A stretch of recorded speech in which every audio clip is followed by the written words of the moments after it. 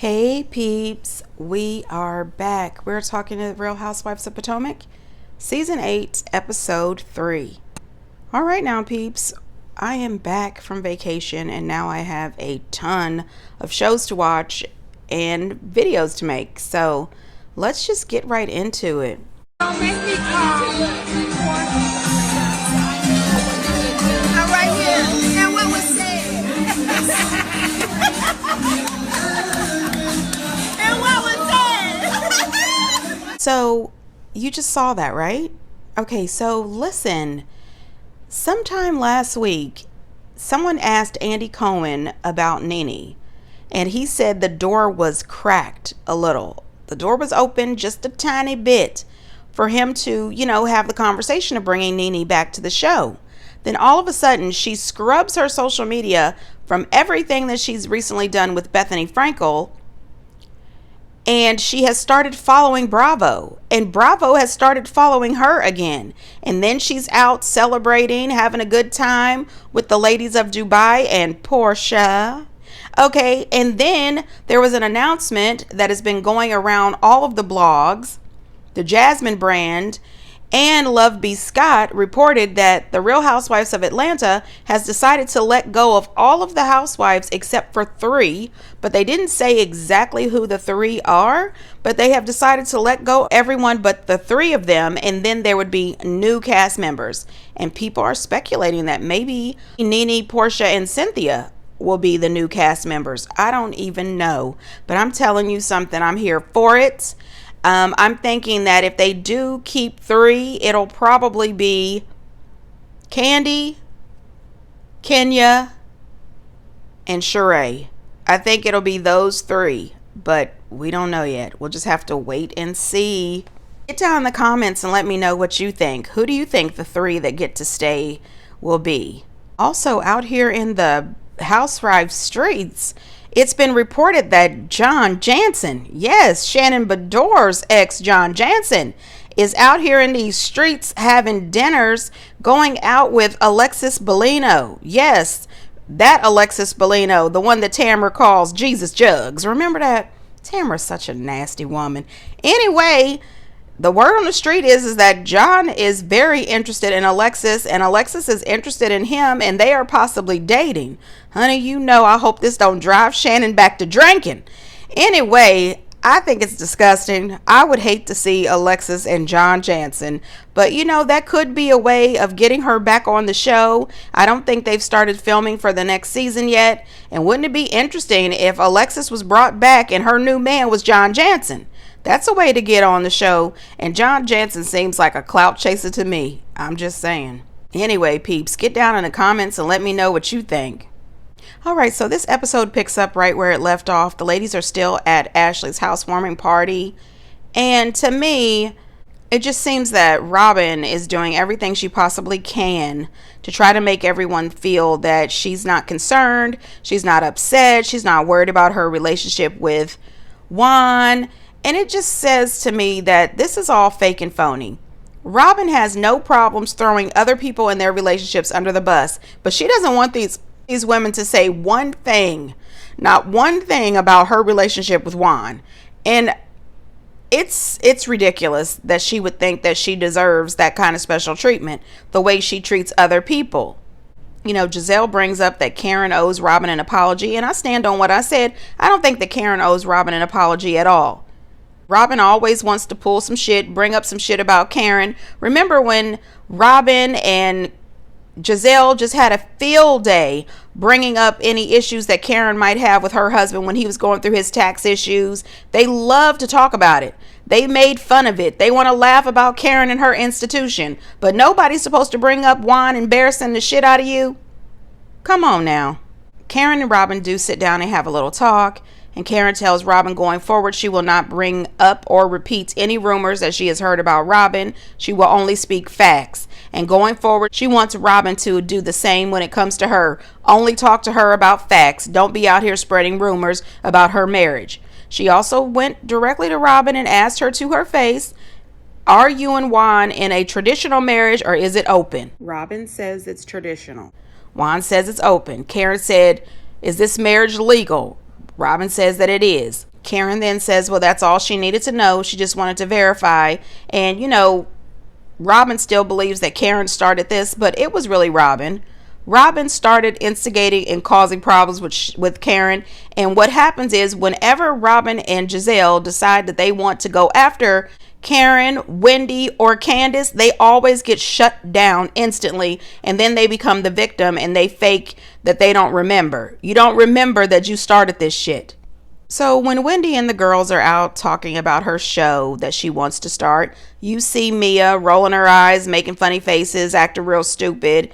And I guess Wendy must have saw that and believed, Mia deserved to be told off. So my show vibrates really high. So if people are not at an intellectual level to receive it, not understand why it may not be for them. That's a little shady.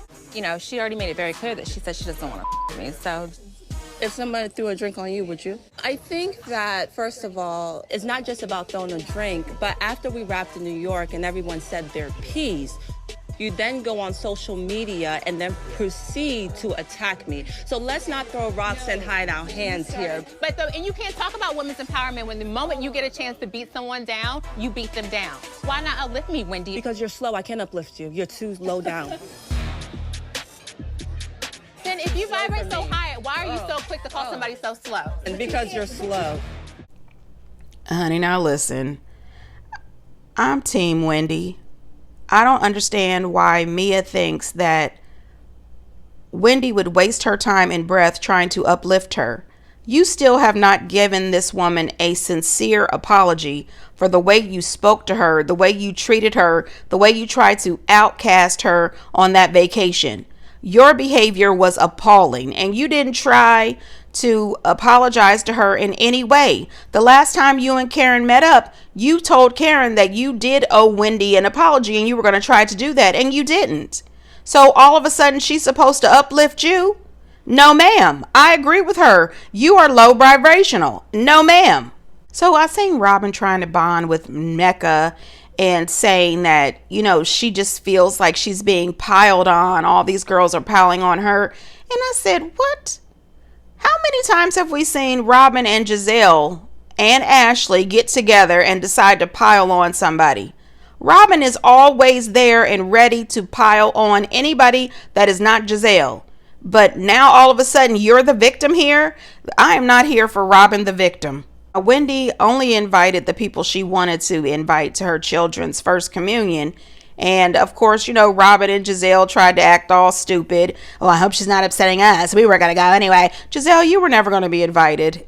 She doesn't like you. You are complete idiots. And Robin, you wasn't going to be invited the way you tried to purposely isolate her and her children from your crappy field trip or field day thing. Get the hell out of here. I won't forget that shit asking Candace to pick up Wendy's kids and bring them to field day. Who the hell does that? Then we see Wendy and Eddie practicing with the kids for communion, and I thought it was super cute. But what I also enjoyed was Eddie's Happy Eddie t-shirt. That was adorable. I said, Eddie is going to make some money out of this. Okay, he's got these Happy Eddie t-shirts for sale. So she does tell Eddie about the conversation that she had with Ashley, and I think that Eddie is not the only person she told that to. As the episode progresses, I believe that when Ashley told Wendy the lie that Neko was calling her religion voodoo or whatever it was, Osu, I think is what they called it. I don't feel qualified to speak on it. When Ashley told her that lie that Neko was claiming that her family was Osu, or I think that's what you call it, I think that she reached out to her sister and her mom and told them that. And I think that's what propelled the future argument. So at first, Eddie was excited. He said, oh, you've got a fellow Nigerian girl in your group, and then she tells him what Ashley told her. And he said, oh, okay, well, this is not good. And it's not. Wendy is an educated woman with her educated husband. Neka is an educated woman. She's a lawyer. Eddie's a lawyer.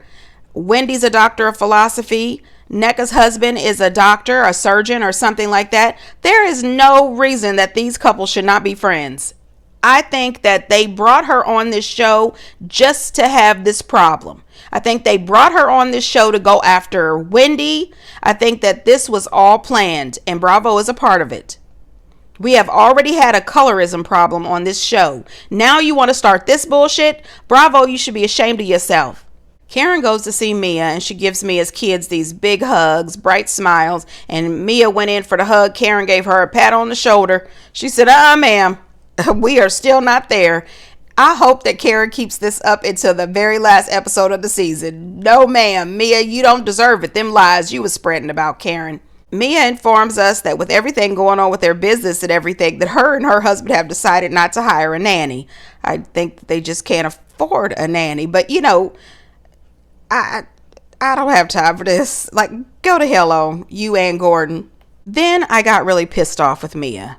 She tries to act like she was so devastated and so hurt by the things that Wendy said to her because her child has a speech impediment and, you know, people call him slow.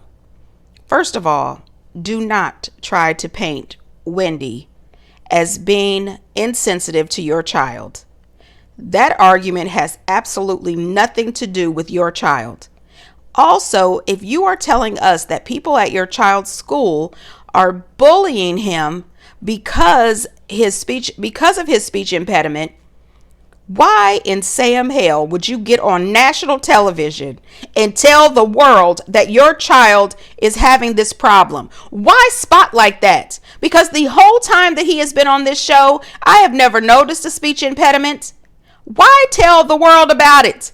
You think that his friends at school's parents don't see the show? You think that other kids aren't going to hear this? There's no way that I would bring that up on national TV for no damn reason. And you are not about to make it Wendy's fault. And the truth is, children are extremely cruel. So I hope that if some of those kids are watching the show with their parents, that their parents actually have a conversation with them and let them know how cruel and hurtful it is to call someone slow. That is disgusting and it's not good behavior. I hope that parents fill their children in on that. I went through that when I was in school when I was diagnosed as dyslexic. It hurts and it stays with you for a very long time.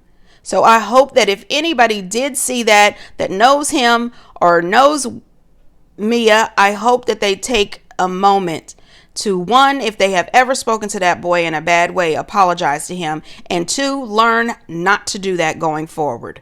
Karen told her, she said, Wendy doesn't know anything about your child. I'm sure she was not going after him.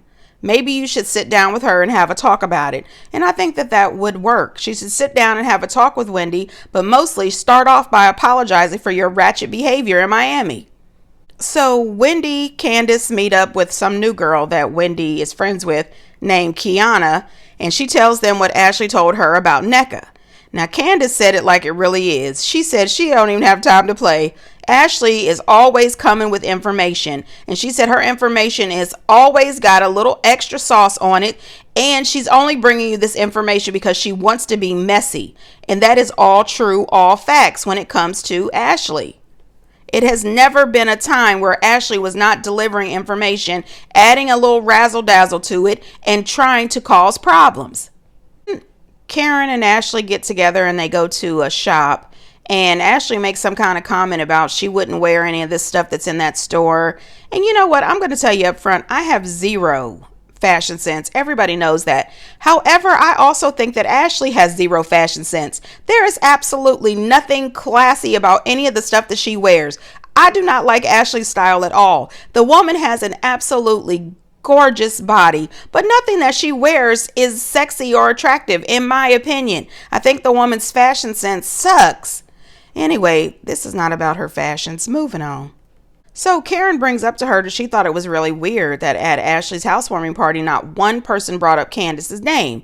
And she says she knows Ice a Bitch Out 101. She says she's been there before. She's seen that. And it's true. You know that they admitted that they get together at the beginning of every season and decide, what they're going to do, who they're going to target. And every time they try to target Karen, Wendy, or Candace, it's always a flop. They should really stop doing that. Karen wants more information about this lawsuit, but Ashley is not saying a word, and neither is Candace. Candace, I don't blame her for not talking about it. This man is suing her for $2 million. I'm not going to jeopardize that by talking about it. And, Ashley doesn't want to talk about it either because I'm sure she would appreciate a win so she can get some of that money from Michael. She's still legally married to his butt. Karen was absolutely right. Everybody was talking about him. Everybody has had something to say about Michael and his, predicaments that he always seems to be in. The only thing is when Candace uses her words, they cut like a knife. Okay, and that's why he is trying to sue her. I don't think he's gonna win though. Karen lets Ashley know about Mia being upset with Wendy, saying that Wendy's calling her slow was was very upsetting because of her son's speech impediment. And Ashley says the same thing. She said this has nothing to do with her son. She is trying to use this to all of a sudden become a victim. And that is true. It's not going to work. It's not going to work. And for all we know, she could be making this speech impediment up. She lies all the time. I'm just saying. Ashley does tell Karen that she might have put a little extra sauce on the conversation. She, misinterpreted and all this stuff. And Karen said, no. So in other words, you made this stuff up and then you went back and told Wendy and you're being messy. The answer to that question is yes and yes. Ashley tried to act like it was a simple mistake. No, ma'am, you did that shit on purpose. So I'm just going to mention it. When we saw Wendy's mom at the luncheon or the brunch after the communion, does she look like she been bleaching? I mean, her mom looked real light-skinned. And I don't remember her mom being that complexion the last time we saw her. Now, I don't, do what you want. Live how you want to live and, whatever.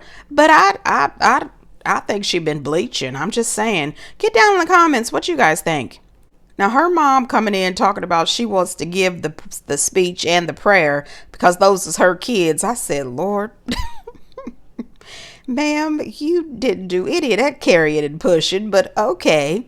But I did laugh when she asked if Mia was invited because she wanted to rile up the drinks and get her raincoat. I said, that is hilarious as hell. But, moms are funny that way. But of course, Mia was not invited, so she didn't have to worry about any drink tosses. Then, of course, Ashley shows up with an inappropriate breast out outfit, and Candace was cracking up talking about this is definitely not a communion party outfit. Again, Ashley's style is Ashley's style. Karen lets everybody know that she wants to invite everyone to a pickleball event. And I said, you know what? All the housewives, all the reality shows, including The Bachelor and The Bachelorette and The Golden Bachelor, everybody wants to pickleball now. I mean, it's like these people have stock in the sport of pickleball. It's too much. So Ashley lets Wendy know that she misinterpreted what Nneka actually said. And Wendy said, what? How is that possible? You absolutely told me that she brought that up. And Candace said, that's why her forehead is so big. It's full of lies. Now, Candace, stop talking about this woman's forehead.